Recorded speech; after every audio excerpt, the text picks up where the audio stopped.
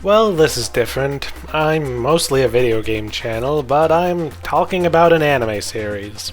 But this probably isn't that surprising when you consider that I'm talking about Gundam, and, well, if you just look at my channel's back catalog, yeah, there's a lot of Gundam battle operations, so suffice to say I'm a pretty big fan of the franchise. But I recently finished Witch from Mercury, and even though it's been a few weeks now, and I know that switching topics like this is apparently not great with the YouTube algorithm, I just want to talk about Gundam here, so I'm going to do that. The show left me with a lot to think about, and I wanted to put it out in video form before the show is, even further behind us. And I do have to say, the series does an incredible job at pulling you into it with a absolutely stellar first half. The prologue episode, in fact, might be one of my favorite episodes in the entire Gundam franchise for just how perfectly it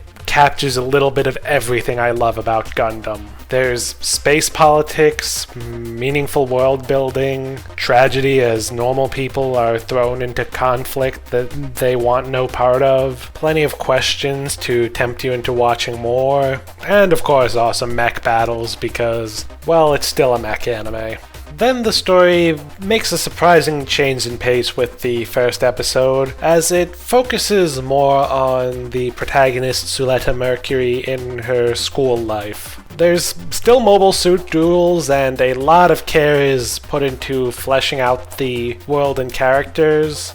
And I think it's a great concept for a Gundam series, letting us build up an attachment to things before war uproots everything.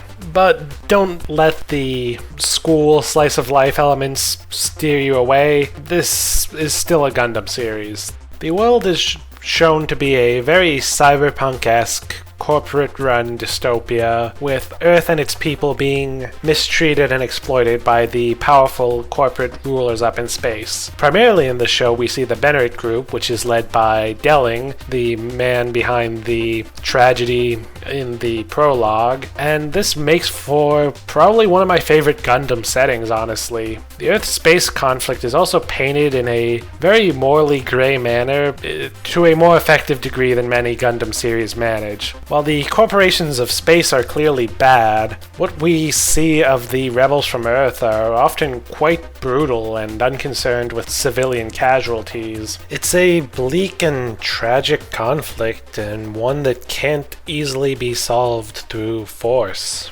It requires something more in the world to change. But now I gotta get into spoilers for the second half of the series. So here's your warning for this. If you haven't watched the series and don't want spoilers, well, you really should watch the series. But if you want to finish the video first, there's gonna be a time code on your screen right now, so go to that point and I'll see you there. Okay, are they gone?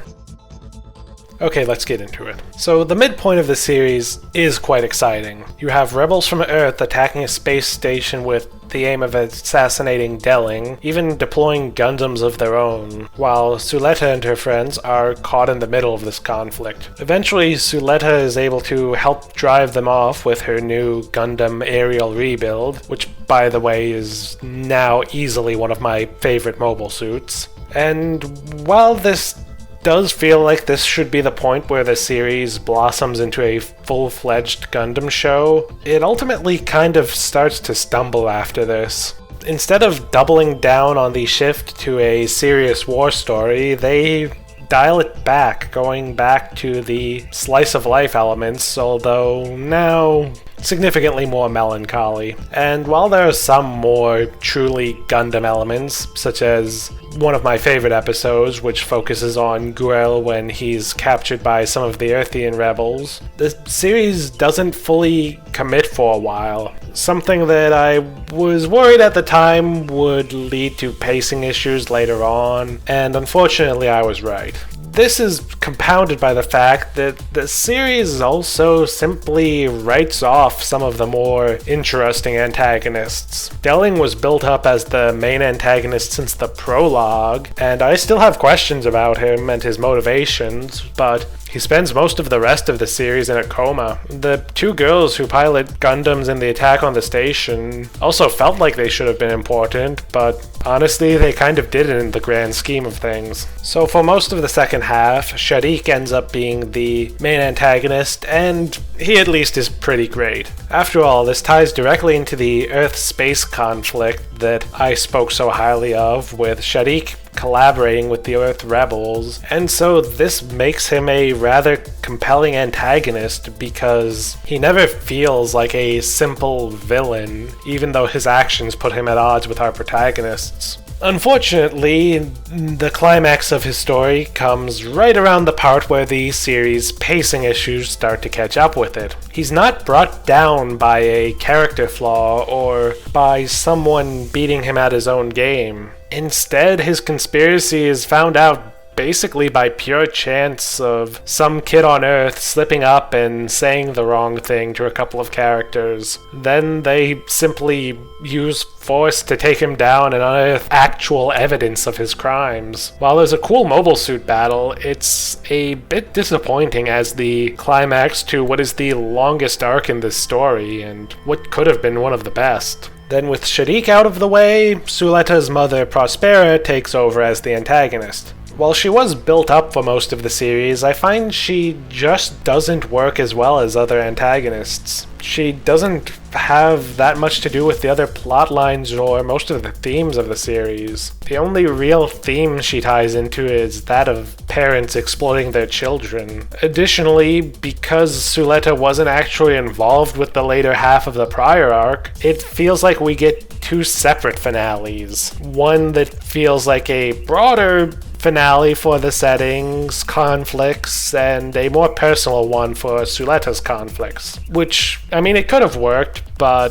the execution here means it doesn't. Additionally, Delling is still out of the picture when he's the one responsible for the Vanities incident at the prologue, which is what sent Prospera down the path to becoming an antagonist in the first place. Having him around could have made for something really interesting, but nope. He does come out of the coma, but Prospera isn't even the actual final antagonist. At the very end, she gets usurped by this asshole from the Space Assembly League, a governing body that oversees the corporations, but only really shows up now. And yes, I say this guy because I don't think he even has a name. He's just here to cause problems and force a few more plot threads to get wrapped up.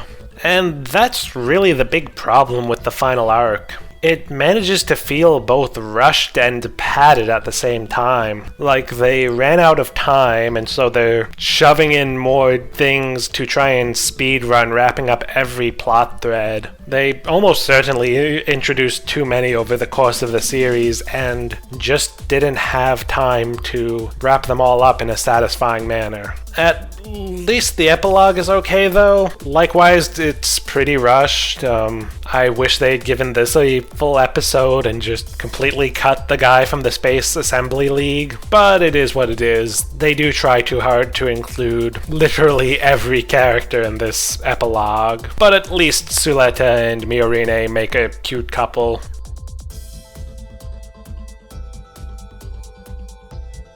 And so that's Witch from Mercury. It was a pretty good series, and I think it's a great gateway show for someone trying to get into Gundam for the first time. The school life and romance elements make it more approachable for a more typical anime fan, but at the same time it doesn't shy away from the more serious side of Gundam either. But at the same time, the back half runs into problems that increasingly pile up before resulting in a lackluster finale. Doesn't really feel like the result of bad writing though, but more just bad planning. But you know what? Witch from Mercury is probably still a strong contender for my third favorite. alternate timeline Gundam. After Gundam X and Turn A, which I should note that those are two series that also had issues with their endings, so clearly this is not the first time this has been a problem with Gundam. So I guess that's a positive note to end on. It could have been better, and the ending isn't great, but I still really enjoyed it, and I think it's worth watching. And it will make a great gateway series that I'm sure will create many new Gundam fans. And now that I'm done with my brief foray into talking about anime, next time I am going to talk about Gundam again! But this time it's a video game, back to my general wheelhouse. I'm also going to talk about Dunbine, Elgaim, Leisner, Nadesico, and a whole bunch of other names that only make sense to fans of classic mecha, all in one video game series. And it's probably not the one you're expecting either. Let's just hope I can get the video done before Armored Core 6 consumes my life. I'll see you all in that one.